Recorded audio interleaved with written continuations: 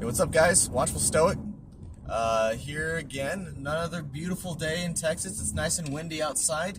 It's making it quite a bit cooler than it was yesterday. You know, car is saying it's only 98 degrees instead of like 105. But yeah, no, it's a good day so far. I heard it's supposed to be some Saharan sand blowing over us here tomorrow, so that ought to be interesting. But yeah, before I jump into the topic for today, like, share, comment, subscribe, give me some love, share my video out. I'd like, you know, if you think that my stuff has value, share it with people. Like, I'd love to get some more viewers. I'd love to get some more people talking and commenting. I'd love to hear from people. But as I did yesterday in last video, I will be talking about The Road Less Traveled by M. Scott Peck. I'm currently reading it as part of a challenge for a thing called The Strenuous Life. Sorry, I'm keeping an eye on traffic. I am normally on the highway by the time I start recording, but so I can just go with you know, I don't need to worry about cross traffic. But yeah, M. Scott Peck's The Road Less Traveled. I'm trying to read the whole thing in less than a week. You know, I could certainly do it if I just sit down and put a couple hours into it, but I'm trying to balance a bunch of other things as well. So right now I'm going for 70 pages a day. But yeah, so this today I was reading, and he was talking a lot about the application of love, and the way he defines love is the specific and earnest effort to increase the quality of the spiritual life of someone else. But I will water it down to the intentional effort to increase the intentional effort to benefit someone else. And sometimes that reaching out and loving someone is a direct benefit to yourself. Sometimes it's not. You know, and one other topic that he talked about was intentful listening and the different kinds of listening, and he gave a bunch of really cool examples.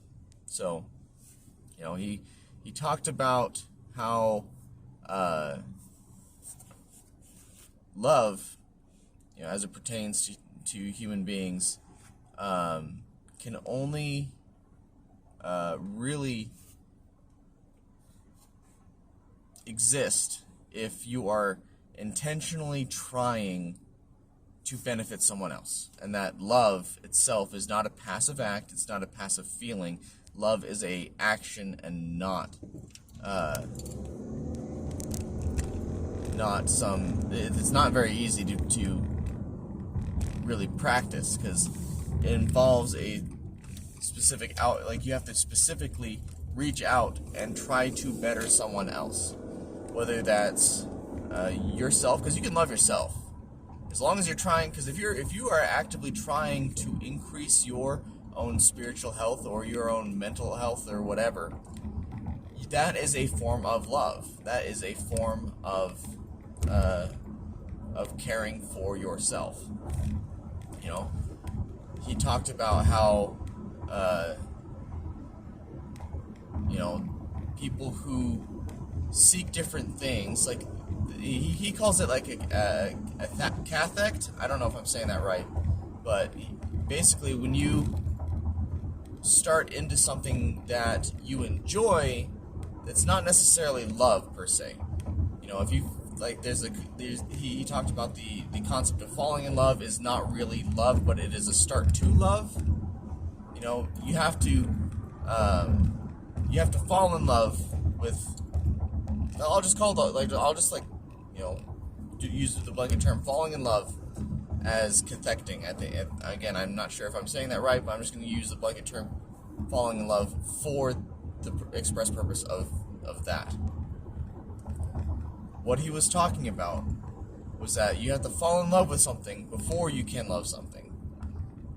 You the idea of falling in love is more or less a start to love, and not a direct expression of it per se. Because in order to love, you have to get rid of portions of your ego, and you have to learn, because you learn that,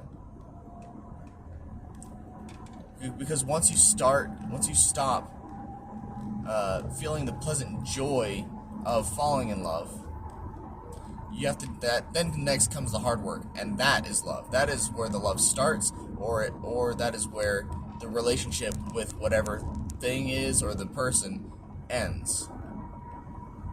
So, to compare it to a relationship, having that honeymoon phase of a relationship it's really fun, it's really, it's intense, it's very, very enjoyable, where the other person can do no wrong in your eyes, or because they are a manifestation of perfection in your mind at that time, for however long that lasts. And once we start seeing the imperfections of that other person, that's when things start becoming more unpleasant. And in our efforts to improve them, because in our efforts to improve the quality of their life, is rather what I should say, because we can't improve others. We don't have any power over whether or not someone else is improved. They have full and total control over their own improvement process. But in our efforts to reach out and help facilitate their improvement, that is love. That is where that begins. However, if they do not want to grow, if they do not want to improve, of course there's always the risk of loss there. If they do not want to improve and grow, then they will, in essence, start to separate away from you. The relationship starts to end, and people go their own direction after that. So, and then we can apply this to the vast majority of human relationships, whether it's with friends, whether it's with, family, whether it's with a significant other. It takes effort to improve. And some people are too afraid to grow. Because growing implies the risk of loss and the risk of failure. And of course, risk of loss and failure, implies the risk of pain and hurt. But in order to achieve a higher spiritual level, we have to be able and willing to risk pain and failure, otherwise we will not grow.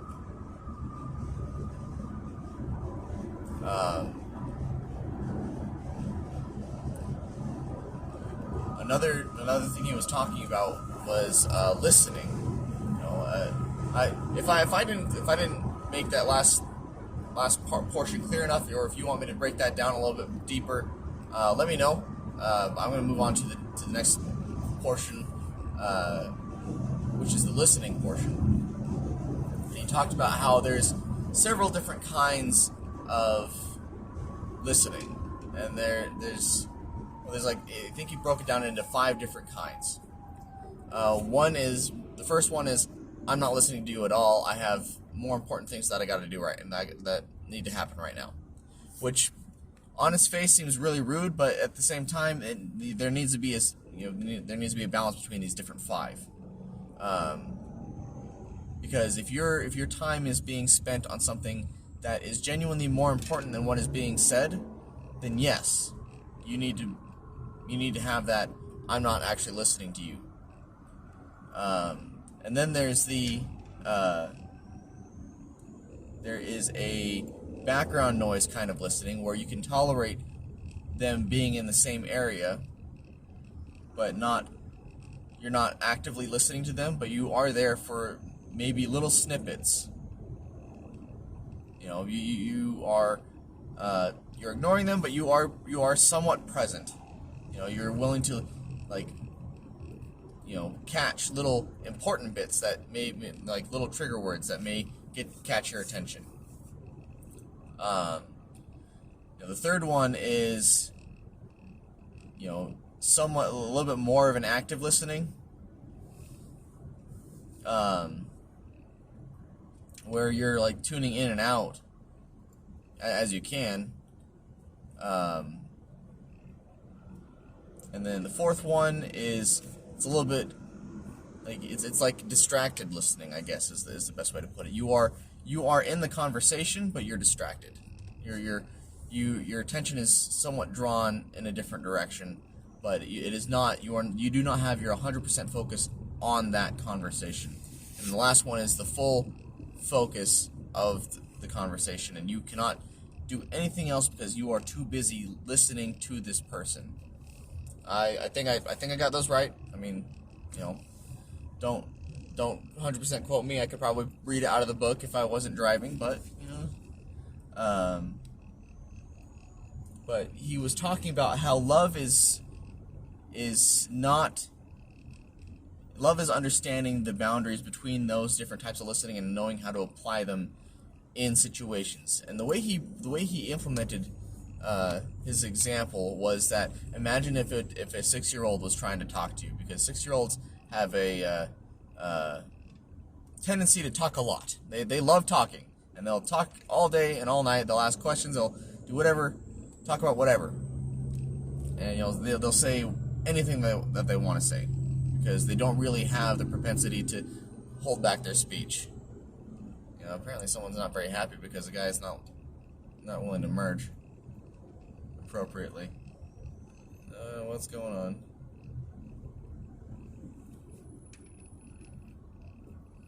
But you know, the truck behind me is being kind of rude. So, anyway. So there are times and places where listening to a 6-year-old would be very, very important, but there's a lot of things that 6-year-olds say that would be very redundant or boring to most adults. So knowing when to tune in and tune out is important. Knowing when to simply say, all right, cool, this is very distracting. I need my alone time because I got stuff I got to get done. And then there's time to actually pay attention and listen to what they have to say, because you know sometimes 6-year-olds have important things to say. Probably not as often as you'd expect it to, but they do say a lot of important things sometimes. You never know. You don't know unless you're listening. And that's the time when you need to really focus and pay attention to what they're saying.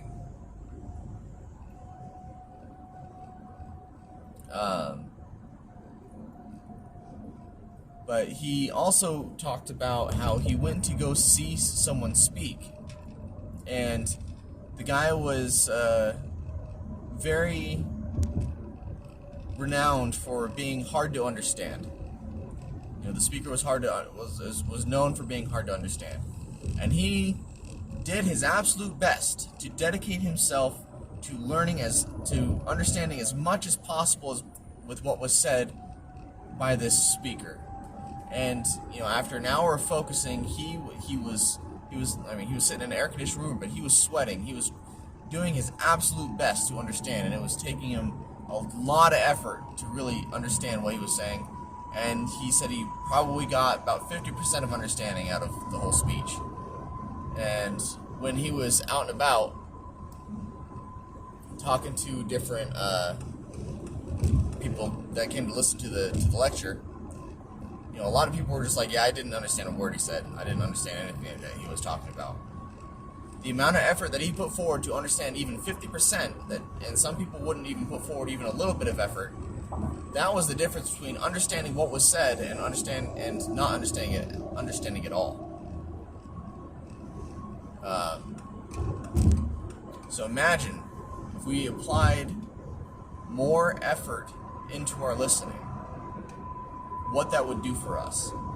And he said that in his effort to understand as much as possible, he demonstrated a love for the speaker that would otherwise not be present. Because in order to love, again, he took time to understand. Even though he was the beneficiary there, he was respecting the work of this speaker. And in turn, he was loving himself for trying to improve himself, and whether or not it was a spiritual way, I'm not sure. I don't know what the lecture was about. But he loved himself enough to try to improve himself and to respect what the speaker had to offer. Even though what the speaker had to offer was very, very difficult to understand. He still walked away with a lot of really good insights. But there was one particular example. One particular example of listening that he also brought up was about one of his patients who was very, very frigid. She was described as very, very frigid, and she was very closed off to things. And he took the time to really listen to what she was saying and to analyze it and to understand what she needed. He went through this, he went into further examples with her, but she was in therapy with him for 4 years. And at the very start of it, she was very closed off, very frigid, very cold to people, very cold to everyone around her. And then when she was done, she was a lot more vivacious. So it took 4 years for someone to go through a pretty considerable personality change.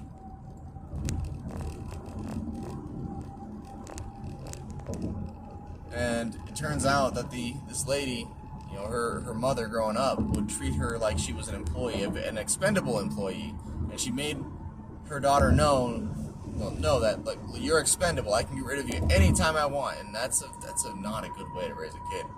But that, back over to yesterday's when I was talking about it yesterday, that developed her map to see the world in such a way where, she could be thrown away at a moment's notice. So what kind of dynamic does that set up for your adult life? It's not a healthy one. And she would cut off relationships before they could even start, before things got serious, because she wanted to be the one who abandoned ship first. Because if you abandon ship first, you're safe. Because once you start making a commitment, the risk of loss and the risk of pain goes up. And she couldn't handle that. And she didn't want to handle that. And then once she understood, how meaningful a committed relationship could be, then she started opening up, and then she started, becoming more and more joyous. But let's see, I'm at 19 minutes right now. All right, well, it's time for me to wrap it up. But anyway, hope you guys like this particular kind of thing. Talking about a book. It's actually a really good book. I highly recommend people get it. I've had this book since high school, and it's fantastic.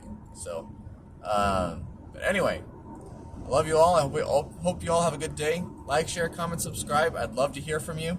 I'm going to be posting up on the, if you guys, there's a family member I have. His name his channel on YouTube is called The Cosmic Jesters. I'm going to be posting up on his forums here.